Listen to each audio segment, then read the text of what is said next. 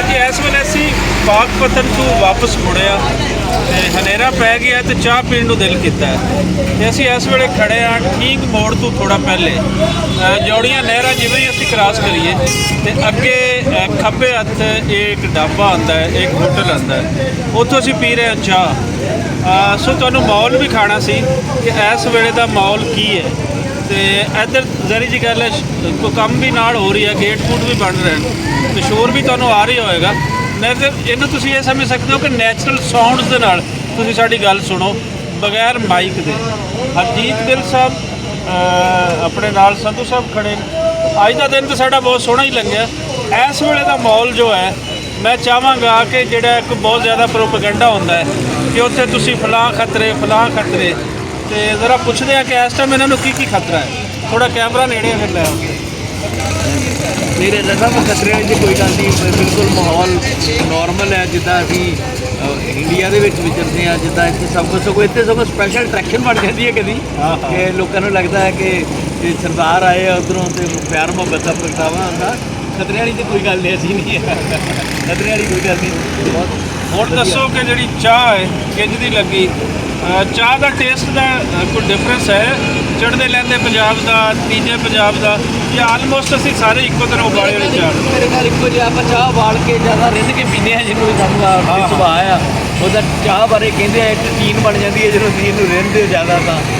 ਪਰ ਆਪਾਂ ਨੂੰ ਕਿਉਂਕਿ ਇਹ ਚੰਗੀ ਲੱਗਦੀ ਆ, ਜ਼ਿਆਦਾ ਮਿਲਕ ਪਾ ਕੇ, ਜ਼ਿਆਦਾ ਸਟਰੋਂਗ ਥੋੜ੍ਹੀ ਜਿਹੀ। ਅਤੇ ਖਾਸ ਕਰਕੇ ਜਿਹੜੀ ਕਹਿੰਦੇ ਨੇ ਡਰਾਈਵਰਾਂ ਵਾਲੀ ਚਾਹ, ਜਦੋਂ ਤੁਸੀਂ ਲੰਬੇ ਸਫ਼ਰ ਤੋਂ ਆਏ ਹੋ ਅਤੇ ਫਿਰ ਇਹ ਚਾਹ ਤੁਹਾਨੂੰ ਮਜ਼ਾ ਦਿੰਦੀ ਹੈ, ਥੋੜ੍ਹਾ ਤੁਹਾਨੂੰ ਰਿਲੈਕਸ ਵੀ ਕਰਦੀ ਹੈ। ਔਰ ਅੱਜ ਅਸੀਂ ਇਹ ਵੀ ਲੰਬੇ ਸਫ਼ਰ 'ਤੇ ਆ। ਬਿਲਕੁਲ ਬਿਲਕੁਲ। ਕੁਲਦੀਪ ਸਿੰਘ ਸੰਧੂ ਸਾਹਿਬ ਅਮਰੀਕਾ ਹੁੰਦੇ ਨੇ ਤੇ ਇੱਥੋਂ ਅੰਮ੍ਰਿਤਸਰ ਤੋਂ ਹਨ। ਤੇ ਸਰ ਕਿਵੇਂ ਦਾ ਲੱਗ ਰਹੀ ਹੈ ਇਸ ਵੇਲੇ ਦਾ ਮਾਹੌਲ? ਸਾਨੂੰ ਬਿਲਕੁਲ ਨੈਚੁਰਲ ਮਾਹੌਲ ਲੱਗ ਰਿਹਾ, ਜਿੱਦਾਂ ਅਸੀਂ ਉੱਥੇ ਇੰਡੀਆ 'ਚ ਜਿੱਦਾਂ ਉਸ ਤਰ੍ਹਾਂ ਹੀ ਸਾਰਾ ਬਣਾ ਕਰਦੇ ਆ। ਬੜੇ ਪਿਆਰ ਵਾਲੇ ਲੋਕ ਨੇ, ਬੜੇ ਸਵਾਦ ਨਾਲ ਮਿਲਦੇ ਨੇ ਜੀ। ਚਾਹ ਵੀ ਬਹੁਤ ਸਵਾਦ ਲੱਗੀ ਹੈ ਅਤੇ ਸਭ ਤੋਂ ਵਧੀਆ ਸਵਾਦ ਹੈ ਰਜਾ ਜੀ ਦਾ ਕੰਪਨੀ ਜਿਹੜੀ ਉਹ ਬੜੀ ਬਹੁਤ ਵਧੀਆ ਹੈ। ਬਹੁਤ ਵਧੀਆ ਦੇ ਢੰਗ ਨਾਲ ਸਾਨੂੰ ਹਰ ਥਾਂ ਲੈ ਕੇ ਜਾਂਦੇ ਆ, ਸਮਝਾਉਂਦੇ ਆ, ਦੱਸਦੇ ਆ, ਇੰਜੋਏ ਕਰਦੇ ਆ। ਹੁਣ ਮੈਂ ਚਾਹਾਂਗਾ ਕਿ ਨਾਲ ਚਾਹ ਵੀ ਆਪਾਂ ਪੀਂਦੇ ਰਹੀਏ ਤੇ ਮੈਨੂੰ ਕੈਮਰਾ ਦਿਓ ਨਾਲ, ਮੈਂ ਇੱਧਰ ਵੀ ਪੁੱਛ ਲਵਾਂ। ਵਿੰਡੋ ਖੋਲ੍ਹਣੀ ਪੈਣੀ ਤੁਹਾਨੂੰ। ਵਿੰਡੋ ਖੋਲ੍ਹ ਲੈਂਦੇ ਆ ਜੀ, ਵਿੰਡੋ ਖੋਲ੍ਹ ਲੈ। ਇਹ ਖੋਲ੍ਹੋ ਜੀ। ਹਾਂਜੀ, ਕੀ ਤੁਸੀਂ ਪੀ ਲਈ ਚਾਹ? ਪੀ ਲਈ ਜੀ ਅਸੀਂ ਚਾਹ। ਪੀ ਲਈ ਚਾਹ ਤੇ ਕਿੰਝ ਦੀ ਲੱਗੀ ਅੱਜ ਦੀ ਚਾਹ? ਚਾਹ ਬਹੁਤ ਚੰਗੀ ਜੀ, ਜਿਹੜੀ ਤੁਸੀਂ ਐਡੇ ਪਿਆਰ ਨਾਲ ਲਿਆਇਓ। ਚਾਹ ਦੇ ਆਪਣੇ ਜੇ ਪਿਆਰ ਪੈ ਗਿਆ ਆਪੇ ਚਾਹ ਚੰਗੀ ਹੋ ਤੇ ਜਾਂਦੀ। ਨਾਲੇ ਇਹ ਦੱਸੋ ਪ੍ਰਿੰਸੀਪਲ ਸਾਹਿਬਾ ਕਿ ਅਸੀਂ ਇਸ ਵੇਲੇ ਰੋਡ ਦੇ ਉੱਪਰ ਖੜੇ ਆ। ਹਾਂਜੀ ਛੋਟਾ ਜਿਹਾ ਇੱਕ ਰੋਡ ਹੈ, ਕੋਈ ਬਹੁਤ ਵੱਡਾ ਮਰੂਫ ਰੋਡ ਵੀ ਨਹੀਂ ਹੈ। ਹਾਂਜੀ, ਤੇ ਸਾਰਾ ਮਾਹੌਲ ਕਿੰਝ ਦਾ ਲੱਗ ਰਿਹਾ? ਬਹੁਤ ਵਧੀਆ ਲੱਗ ਰਿਹਾ ਜੀ ਸਾਨੂੰ। ਕੋਈ ਡਰ ਤਾਂ ਨਹੀਂ ਲੱਗਦਾ? ਨਾ ਜੀ ਨਾ, ਕੋਈ ਡਰ ਦੀ ਲੋੜ ਤਾਂ ਨਹੀਂ ਲੱਗਦੀ?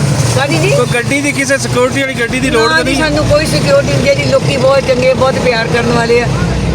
ਸਾਨੂੰ ਕੋਈ ਸਿਕਿਉਰਿਟੀ ਦੀ ਲੋੜ ਨਹੀਂ ਹੈਗੀ। ਪਿੱਛੇ ਵੀ ਅਸੀਂ ਚੱਲਦੇ ਆ ਜੀ। ਹਾਂਜੀ, ਕੋਈ ਤੁਹਾਨੂੰ ਸਿਕਿਉਰਿਟੀ ਦੀ ਲੋੜ? ਨਹੀਂ ਜੀ ਨਹੀਂ, ਸਿਕਿਉਰਿਟੀ ਤੋਂ ਬਚਾ ਹੀ ਰਵੇ ਚੰਗਾ।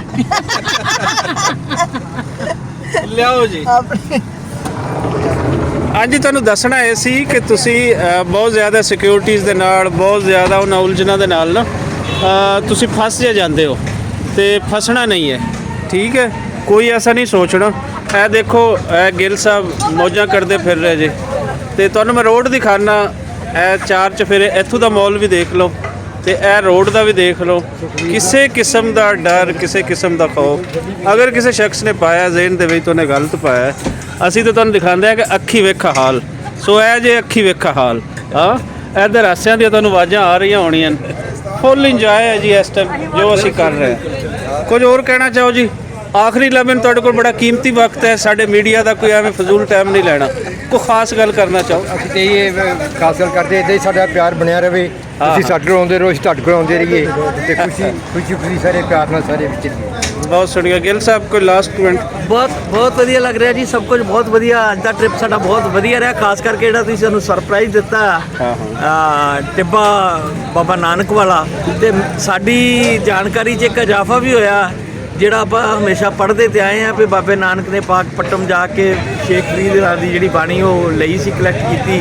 ਪਰ ਅੱਜ ਅਸੀਂ ਉਹ ਜਗ੍ਹਾ ਦੇ ਵੀ ਦਰਸ਼ਨ ਕਰ ਆਏ ਜਿੱਥੇ ਉਹਨਾਂ ਦੇ 12ਵੀਂ ਜਿਹੜੇ ਗੱਦੀ ਨਸ਼ੀਨ ਸੀ, ਜਿਨ੍ਹਾਂ ਕੋਲ ਉਹਨਾਂ ਨੇ ਉਹ ਪ੍ਰਾਪਤ ਕੀਤੀ ਉਹਦੀਆਂ ਅਸੀਂ ਤਸਵੀਰਾਂ ਲੈ ਕੇ ਆਏ ਆ, ਵੀਡੀਓ ਬਣਾ ਕੇ ਲੈ ਕੇ ਆਏ ਆ।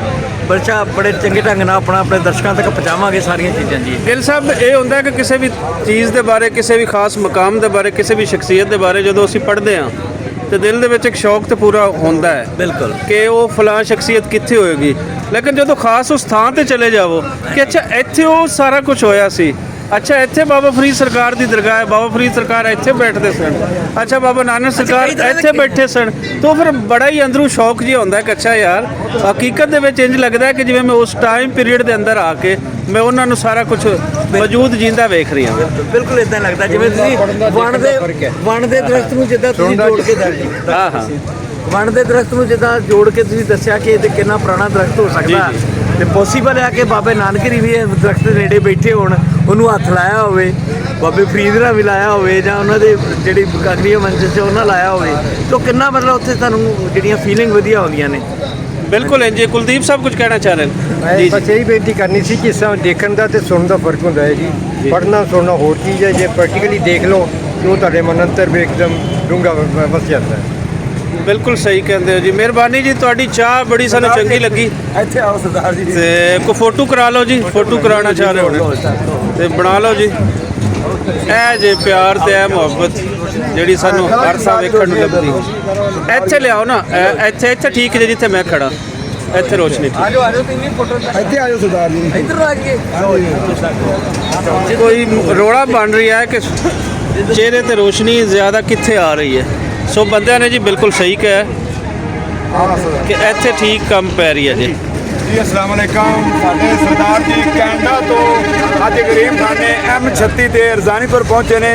ਜੀ ਆਇਆਂ ਨੂੰ ਬਹੁਤ ਸ਼ੁਕਰੀਆ ਸਰਦਾਰ ਜੀ ਤੁਹਾਡਾ ਆਇਆ ਕਿ ਤੁਹਾਨੂੰ ਸਾਡੇ M36 ਦੀ ਚਾਹ ਕਿਸ ਤਰ੍ਹਾਂ ਦੀ ਲੱਗੀ ਬਹੁਤ ਸਰਦਾਰ ਜੀ? ਵਧੀਆ ਜੀ, ਬਹੁਤ ਮਜ਼ਾ ਆਇਆ ਜੀ। ਸਾਰਾ ਥਕੇਵਾਂ ਰਾਤ ਲੰਬਾ ਸਫ਼ਰ ਕਰਕੇ ਆਏ ਸਾਰਾ ਸਰਦਾਰ ਜੀ ਤੁਹਾਨੂੰ ਸਾਡੀ M36 ਦੀ ਚਾਹ ਵਿੱਚ ਤੁਹਾਡਾ ਪਿਆਰ ਬਹੁਤ ਮਹਿਸੂਸ ਹੋਇਆ।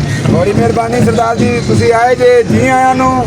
ਸਾਡੀ ਮਾਂ ਜੀ ਨੂੰ ਵੀ ਜੀ ਆਇਆਂ ਨੂੰ, ਤੁਹਾਨੂੰ ਵੀ ਜੀ ਆਇਆਂ। ਇੱਕ ਵਾਰੀ ਹੋਰ ਦੱਸੋ ਅਸੀਂ ਕਿੱਥੇ ਖੜੇ ਹਾਂ? ਤੁਸੀਂ ਜੀ ਜ਼ਿਲ੍ਹਾ ਕਸੂਰ ਅੱਡਾ ਰਜ਼ਾਨੀਪੁਰ MS36 ਤੇ ਖਲੋਤੇ ਜੇ। ਉਸਤਾਦ ਸ਼ੰਮਾ ਉਰਫ ਸ਼ੰਮੀ ਉਹਦੇ ਪੁਆਇੰਟ ਤੇ ਖਲੋਤੇ ਜੇ। ਉਰਫ ਟੀਟੋ ਪਾਟੀਆਂ MS36 ਉਸਤਾਦ ਸ਼ੰਮਾ। ਰੋਡ ਵੀ ਦੱਸੋ ਕਿ ਰੋਡ ਕਿਹੜਾ ਹੈ, ਕੋਈ ਆਉਣਾ ਚਾਹਵੇ ਤੇ। ਜੀ ਇਹ ਰੋਡ ਹੈਗਾ ਕਸੂਰ ਦੀਪਾਲਪੁਰ ਵਕਾੜਾ, ਜਿੱਥੇ ਸਰਦਾਰ ਜੀ ਜਿਹੜੀ ਖਲੋਤੇ ਨੇ। ਇਹ ਰਜ਼ਾਨੀਪੁਰ MS36 ਤੇ। ਤੇ ਇਹ ਢੋਲ ਕਿਹੜੇ ਵੱਜ ਰਹੇ ਨੇ? ਉਹ ਅੱਗੇ ਨੇ ਜੀ ਢੋਲ। ਅੱਛਾ ਅੱਛਾ ਅੱਛਾ। ਬੜੀ ਮਿਹਰਬਾਨੀ ਸਰਦਾਰ ਜੀ। ਲਓ ਜੀ, ਇਜਾਜ਼ਤ ਦਿਓ।